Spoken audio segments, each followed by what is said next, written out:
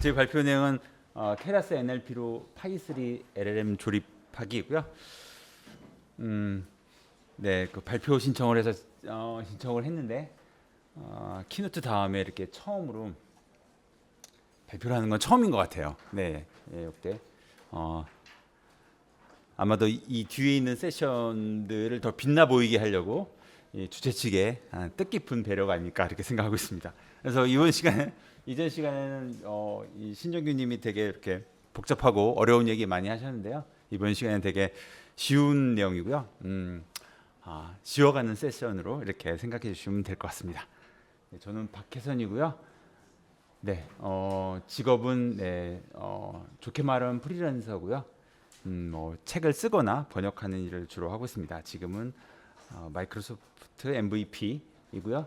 그다음에 머신러닝 GD는 하다가 그만뒀고, 네, 구글 클라우드 이노베이터로 활동하고 있습니다. 대표작으로는 혼자 공부하는 머신러닝 딥러닝이 있고, 그다음에 핸즈온 머신러닝 번역서가 있습니다. 오늘 발표는 이제 케라스 NLP를 사용해서 파이3를 구성하는 내용으로 꾸며져 있는데요.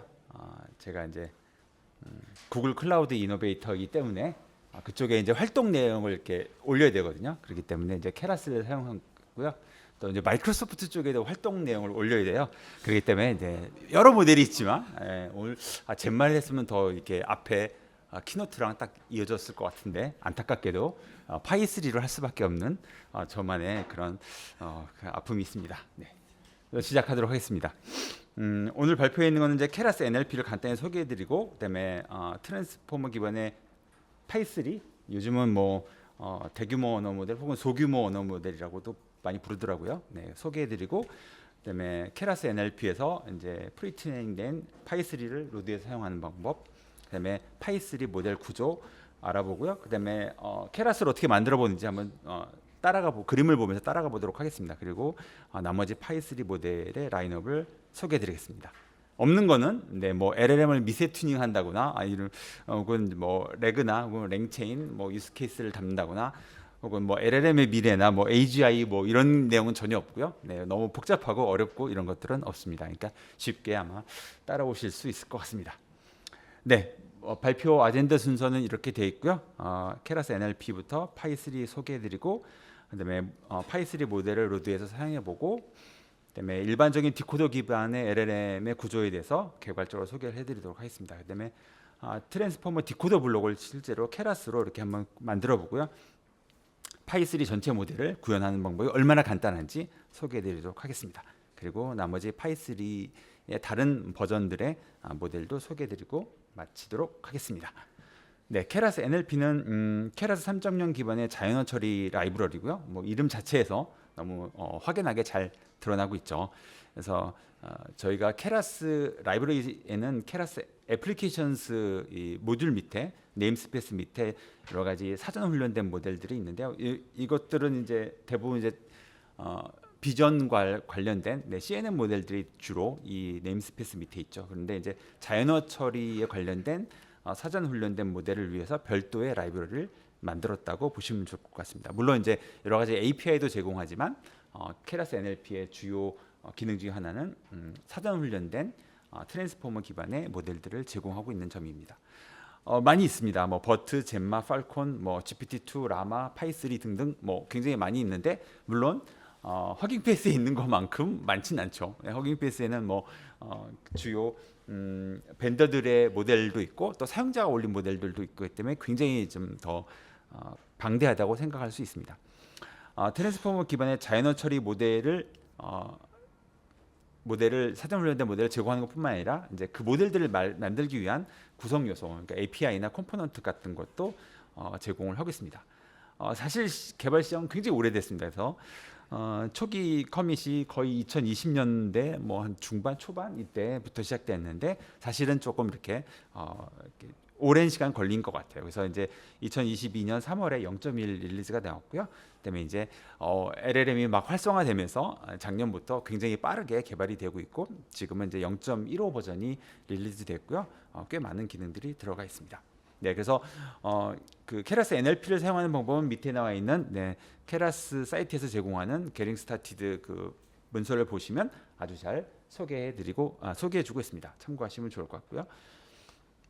네, 트랜스포머 뭐 랜드스케이프라고 뭐 이런 패밀리 트리를 그리는 그림들이 몇 가지 이렇게 돌아다니고 있는데요. 살펴보면 뭐 잘 아시겠지만 맨 왼쪽에 있는 인코더 기반 모델들은 몇 개 없고, 인코더 디코더 기반 모델들도 성장하다가 요즘 주춤하고, 주로 우리가 많이 언론이나 혹은 이제 그 SNS에서 접하는 이런 기사들은 대부분 이 디코더 기반의 모델들이죠. 그래서 이 그림은 올 3월쯤에 나온 건데 이미 많이 아웃데이트된 그런 내용이죠. 그래서 그 가지 맨 오른쪽 위에 이미 더 많은 가지들이 뻗어 나가고 있습니다. 그래서 올해 나온 그 디코더 기반 LLM 모델들을 정리해 보면 오픈 소스만, 뭐 오픈 소스가 아니고 다른 더 이렇게 규모를 확장해서 기사를 정리하면 너무 많고 정리가 할 수 없죠. 그래서 이제 오픈 소스 부분만 정리해 보면 2월 달에 구글 젠마가 나왔고요. 그다음에 4월 달에는 메타 라마 3, 그다음에 미스트랄, 그러니까 8에 22B짜리가 나왔고요. 8 곱하기 22B. 그다음에 5월 달에는 팔콘 2가 나왔고, 그다음에 마이크로소프트 파이 3, 그다음에 딥시크 버전 2가 5월 달에 나왔습니다. 그다음에 6월 달에는 젠마 2도 나왔고요. 같이 그때 나올 때 코드 젠마랑 뭐 팔리 젠마도 나왔고, 그다음에 알리바바에 있는 QN2가 나왔죠. 그다음에 7월 달에 불과 한 2달 전인데요. 라마 3.1도 나왔고, 그다음에 미스트랄 라지 2, 그다음에 팔콘 만바 7B도 나왔고요. 8월 달에도 계속 QN2 매스가 나왔고, 그다음에 파이 3.5가 나왔고요. 그다음에 이번 달에는 QN 2.5가 또 나왔습니다. 이런 식으로 뭐 거의 뭐 매달 뭔가 새로운 오픈 소스 LLM이 나오고 있어서 굉장히 정말 뜨거운 대 AI 시대가 계속 가속되고 있는 것 같아요.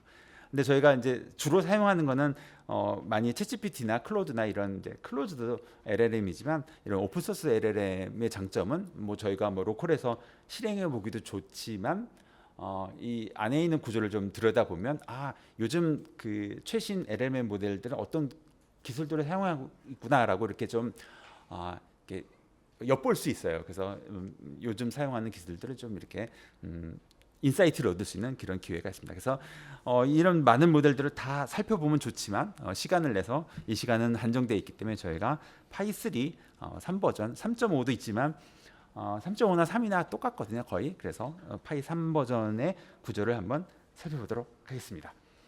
네, 마이크로소프트 파이 3은 저희가 LLM이라고 안 하고 뭐 이렇게 SLM 혹은 SLLM이라고도 부르죠. 그래서 정확한 기준은 참 애매한데 한 10B 정도에서 조금 안쪽에 있으면 약간 스몰 랭귀지 모델이라고 많이들 부르는 것 같습니다. 올해 5월에 발표됐고요. 그다음에 3.8B 모델이 이제 미니라고 부르고 있고요.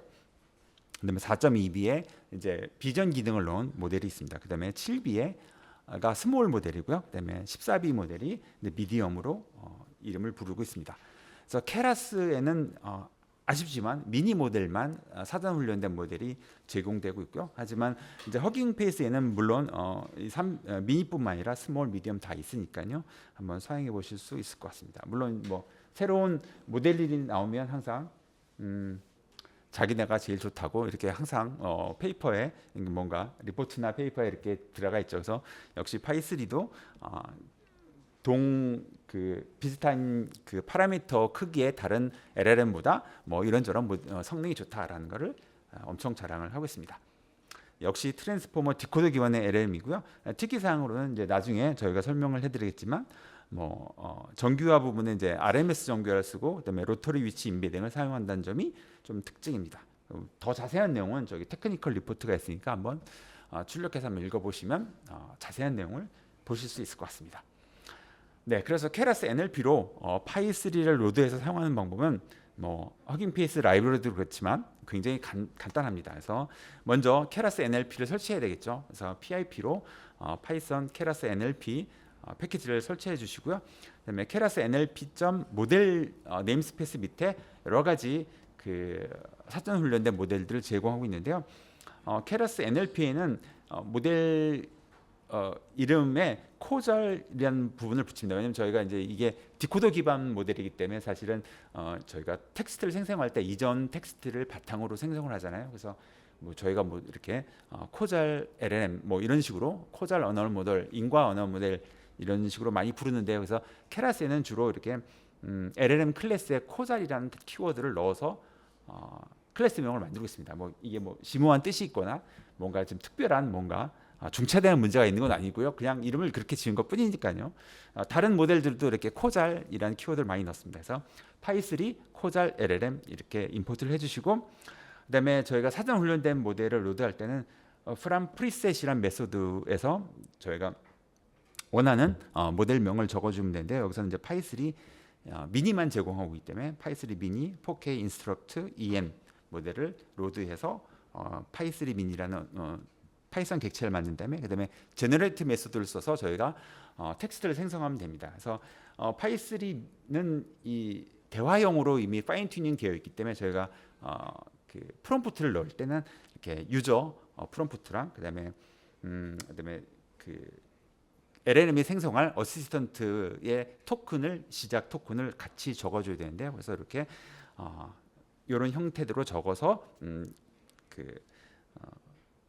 프롬프트를 생성해주면 그 다음부터 쭉 이렇게 토큰을 이제 생성해줍니다. 근데 미니는 한번 써보시면 아시겠지만 이게 한글이 되긴 되는데 이렇게 썩 좋은 그 출력을 만들어주지 못해요. 약간 좀 이상하게 왜냐하면 이게 3.8B이기 때문에 사실 우리가 쓰고 있는 그런 무료 뭐 챗GPT나 클로드나 이런 LLM에 비하면 굉장히 파라미터가 적잖아요. 그래서 한글이 되긴 되는데 뭐 그렇게 엉뚱한 얘기를 한다거나 뭐 이런 경우가 좀 있습니다. 하지만 영어로 쓰면 꽤 괜찮은 텍스트를 생성해주고 있습니다.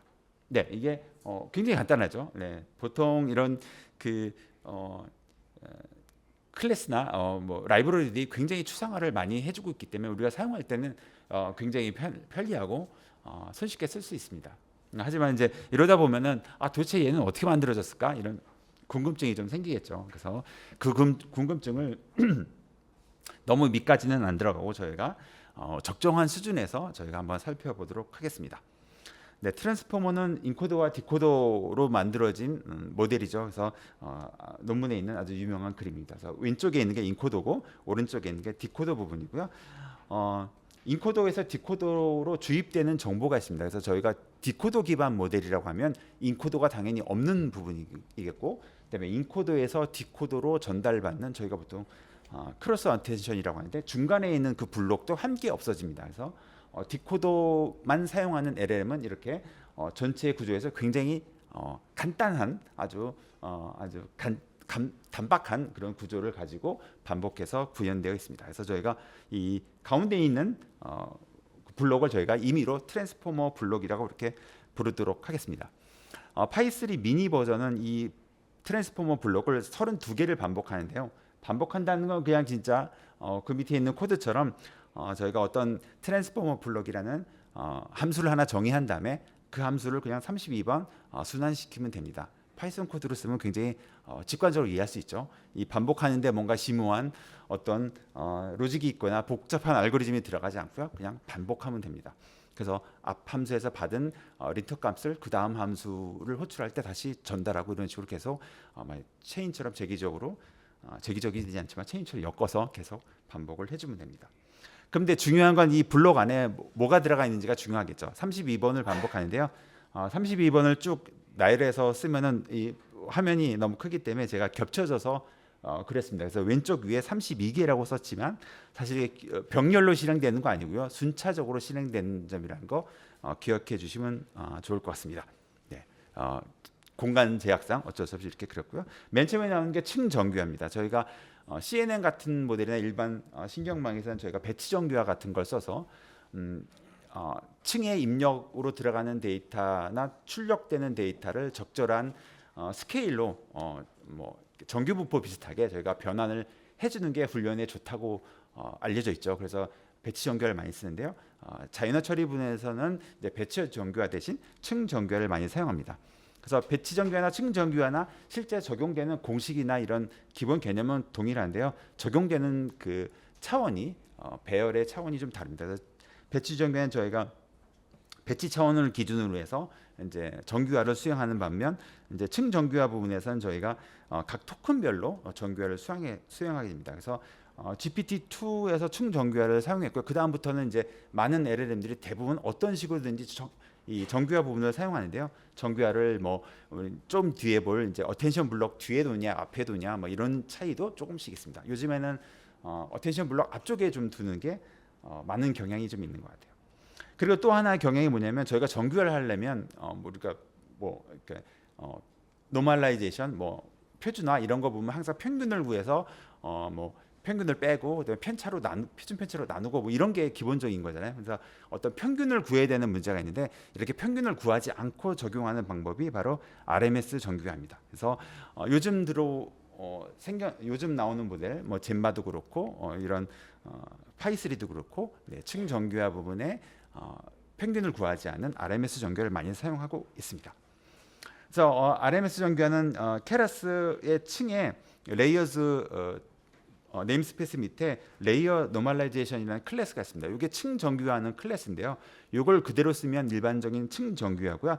여기에 저희가 매개 변수로 RMS 스케일링을 true로 주면 평균을 구하지 않는 RMS 정규화를 사용합니다. 그래서 뭐 이게 뭐 이 안에 있는 코드가 사실 별거 없지만 저희가 직접 코드로 짜도 되지만 이미 만들어 주고 있으니까 또 이 발표에 주된 목적이 이제 케라스를 활용하는 목적이다 보니까 케라스에 있는 층을 사용해서 이렇게 첫 번째 트랜스포머 블록 함수의 첫 번째 요소를 이렇게 넣어주면 됩니다.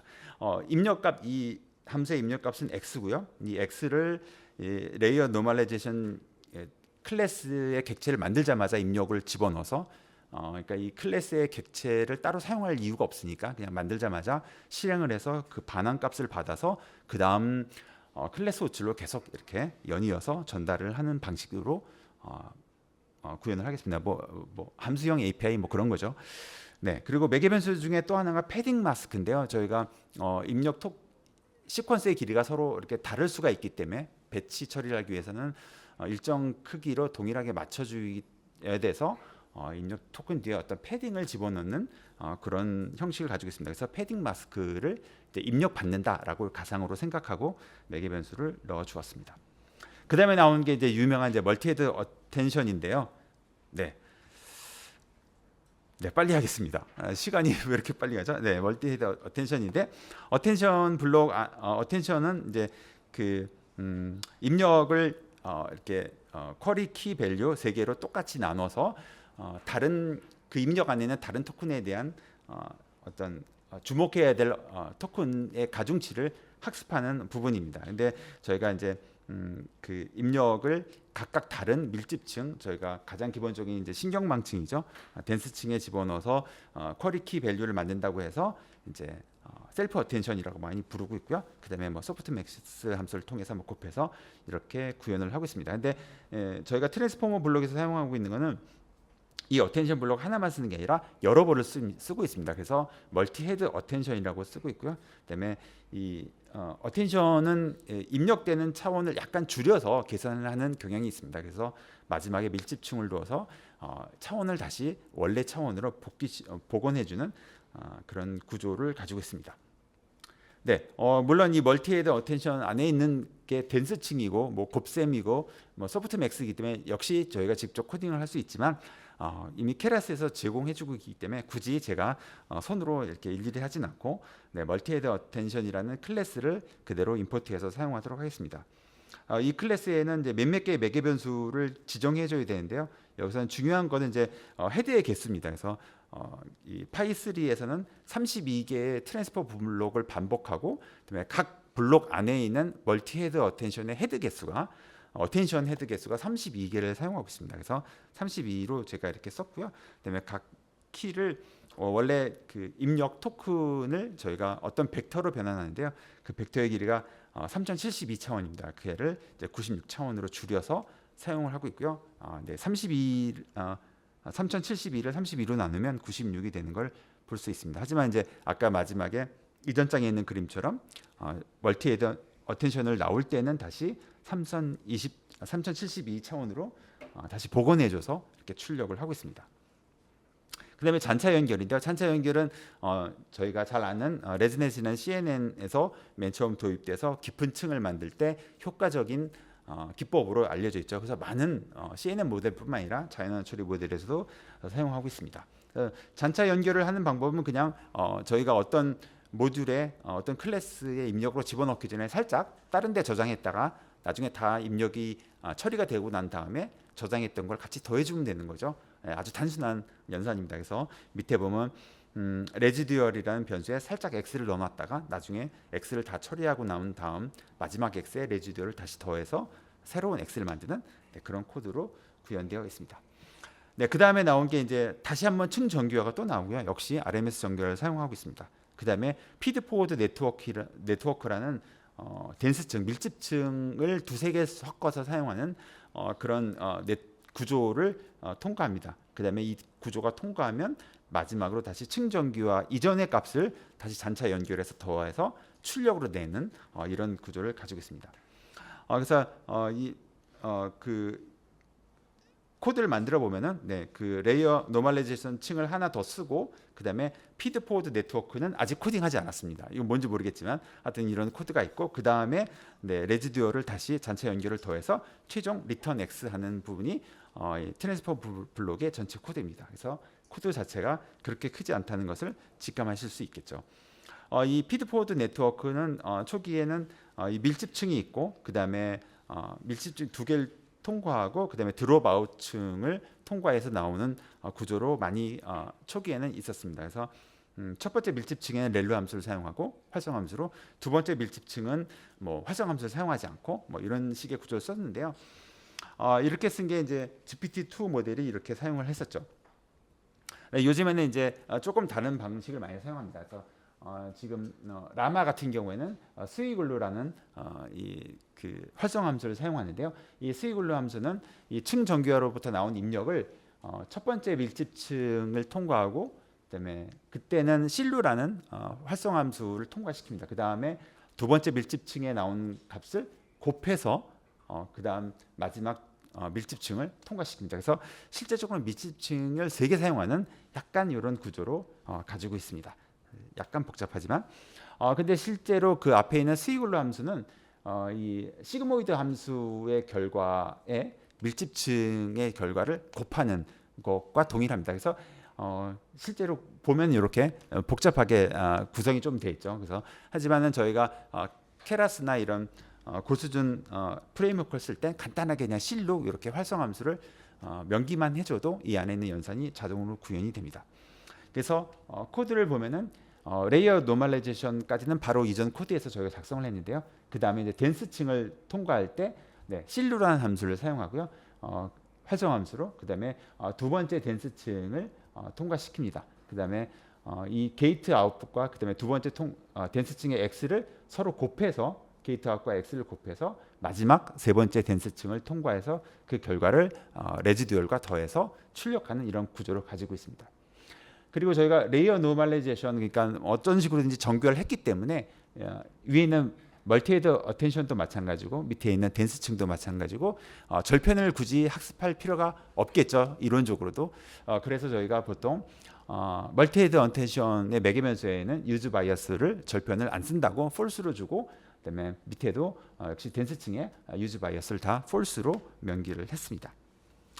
네, 이렇게 해서 트랜스포머 블록을 구현하면 이런 식으로 아주 간단하게 저희가 구현을 할 수 있습니다. 그래서 요 위에 있는 트랜스포머 블록 코드를 밑에서 32번 반복하면 됩니다. 네, 근데 저희가 토큰을 그대로 텍스트를 입력하는 방법을 좀 생각해 보면요, 저희가 텍스트 토큰을 정해진 개수, 그러니까 그 어휘사전이라고 부르는데 정해진 개수가 LLM마다 정해져 있습니다.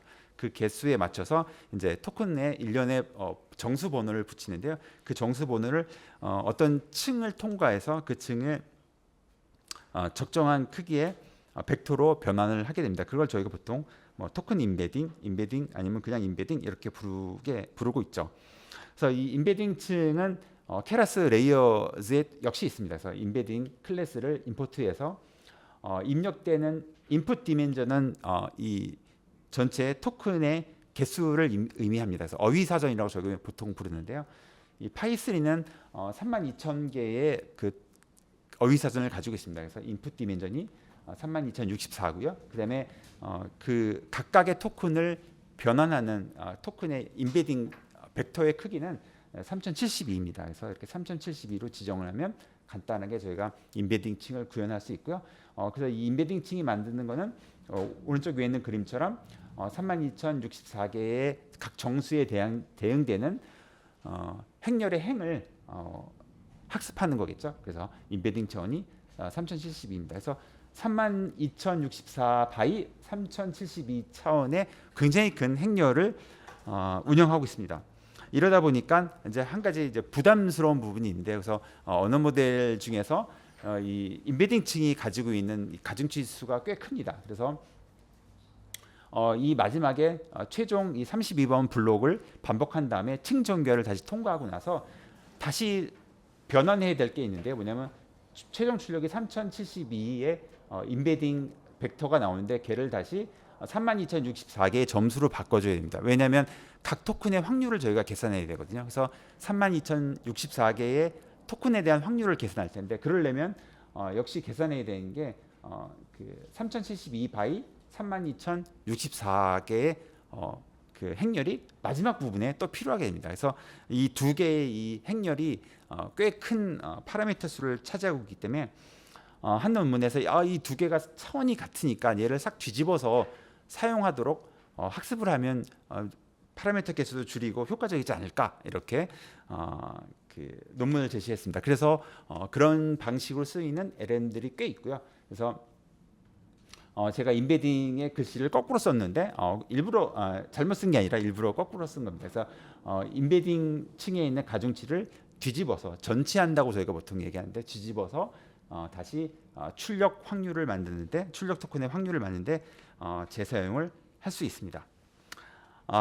만약에 이렇게 사용할 때는 저희가 케라스 NLP에 있는 그 케라스 NLP 소스 레이어스 모델링 리버서블 인베딩이라는 네임스페이스 밑에 리버서블 인베딩이라는 클래스를 제공해 주고 있습니다. 그래서 이 클래스에 객체를 만들어서 일단 토큰을 정수로 인베딩하는 데 사용하고, 그 다음에 다시 그 인베딩 그 벡터를 토큰의 확률을 변환할 땐 뒤에 아래에 쓰인 것처럼 토큰 인베딩에 리버스 true라고 주면은 그 인베딩 그 행렬을 뒤집어서 전치해서 재사용할 수 있습니다. 그래서 전체적인 층의 모델의 파라미터 개수를 줄일 수 있는 효과를 내고 있습니다.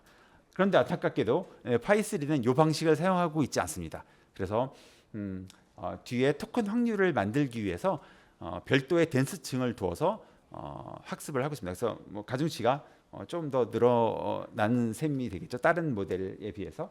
그래서 물론 마지막 부분에 밀집층을 저렇게 둬도 되지만, 저희가 케라스 NLP를 사용하려면 리버서블 인베딩을 그대로 사용하고 할 때 타이 웨이트를 폴스로 주면 그 마지막 부분에 그 가중치랑 시작할 때 인베딩을 같이 쓰지 않는구나, 별도의 행렬을 사용하는구나, 가중치를 사용하는구나라고 인식을 해서 두 벌의 가중치를 운영하고 있습니다. 그래서 사용하는 방법은 동일하고요. 그래서 전체 코드를 보면 이렇게 저희가 입력 데이터 케라스 인풋으로 토큰 ID 정수값이랑 그다음에 패딩 마스크를 입력받는다고 가정하고요. 그다음에 리버서블 인베딩 클래스로 인베딩 차원으로 인베딩 벡터를 만든 다음에, 그다음에 저희가 앞서서 만든 트랜스포머 레이어즈를 32번 반복하고, 그다음에 다시 최종적으로 층정교화랑 토큰 인베딩을 다시 재사용해서 각 토큰의 확률로 변환한 다음에 이 출력 입력과 출력을 사용해서 케라스 모델을 만들면 됩니다. 간단하죠. 그런데 한 가지 말씀 안 드리는 거는 이 입력되는 토큰들을 동시에 저희가 처리하기 때문에 각 토큰의 위치에 대한 정보가 정보가 반영돼 있지 않습니다. 그래서 원래 트랜스포머 모델은 이렇게 약간 삼각함수를 사용해서 위치에 대한 정보를 벡터에 더해주는 그런 방식을 썼는데요. 요즘에는 그냥 정수의 어떤 벡터 값을 토큰 인베딩이랑 똑같이 이렇게 학습해 보자라고 해서 이렇게 위치 인베딩 클래스를 하나 더 인베딩 클래스 가중치를 하나 더 학습하는 방법을 종종 많이 사용하고 있습니다. 하지만 요즘 또 나오는 방법은 이제 라마도 그렇고 또 젠마도 그렇고 로터리 위치 임베딩이라는 걸 사용합니다. 그래서 절대적인 그 위치에 대한 값을 벡터를 학습하기보다도 두 토큰의 상대적인 거리를 어떻게 하면 효과적으로 넣을 수 있을까를 생각하다 나온 아이디어인데요. 그래서 이걸 뭐 상대 위치 임베딩 이렇게 부르기도 합니다. 그래서 저희가 쿼리랑 키의 벡터를 적절하게 잘 회전시키면 이 회전한 이 두 벡터를 서로 곱했을 때 이 두 회전한 각도의 상대적인 각도가 그 결과값에 반영이 된다는 약간 수학적인 백그라운드를 가지고 이렇게 사용하고 있습니다. 그래서 실제로 이 파이3에는 위치 인코딩 부분이 없고요. 멀티헤드 어텐션 안에 그 로터리 위치 임베딩, 상대 위치 임베딩 기능이 들어가 있습니다. 그래서 저희가 케라스에서 제공해주는 기본 멀티헤드 어텐션에는 그 기능이 없지만 케라스 NLP에는 로터리 임베딩 클래스가 따로 있고요. 그다음에 파이3를 전용 위한 로터리 위치 임베딩 기능이 들어간 어텐션 클래스가 파이3 어텐션이라고 되어 있습니다. 그래서 실제로는 저 파이3 어텐션 클래스를 쓰는 게 좋겠죠. 네, 그다음에 또 한 가지 제가 언급하지 않은 게 바로 저희가 마스킹인데요. 저희가 이 디코더 기반의 LLM을 훈련할 때는 전체 그 길이만큼 텍스트를 입력하여서 각 토큰의 다음 토큰을 예측하도록 훈련을 하는데요. 그러다 보니까 다음 토큰을 이제 훔쳐보면 안 되겠죠. 그래서 다음 토큰을 마스킹하는 작업이 필요합니다. 그래서 저희가 이 디코더 기반 LLM에 들어있는 멀티헤드 어텐션을 특별히 마스크드 멀티 헤드 어텐션이라고 부르고 있고요. 그래서 제가 마스크 아이콘을 예쁘게 그려서 집어넣었습니다. 그렇게 해서 아까 만든 모델의 가중치를 확인해 보면 3.8B 약 38억 개의 가중치가 나오는 것을 볼 수 있고요. 물론 사전 훈련된 파이3 모델을 로드해서 확인해 보셔도 동일하게 나오고 있습니다. 이게 파이3 미니고요. 파이3 스몰은 저희가 그룹 쿼리 어텐션이라고 사용하고 있는데요. 그 저희가 키 밸류를 캐싱해서 사용하는데 그 캐싱의 효율성을 위해서 쿼리는 여러 개 사용하지만 키 밸류는 하나만 사용하는 그런 기술을 저희가 멀티 쿼리 어텐션이라고 부르고 있고요. 이제 하나만 사용하지 않고 쿼리는 여러 개지만 키 밸류는 그보다 적게 운영하는 것을 저희가 그룹 쿼리 어텐션이라고 부르고 있습니다. 그래서 각각 각 어텐션 방식을 사용하는 모델들을 제가 아래 적어놨고요. 그래서 미니는 일반 멀티헤드 어텐션을 사용하지만 스몰은 그룹 쿼리 어텐션을 사용하고 있습니다.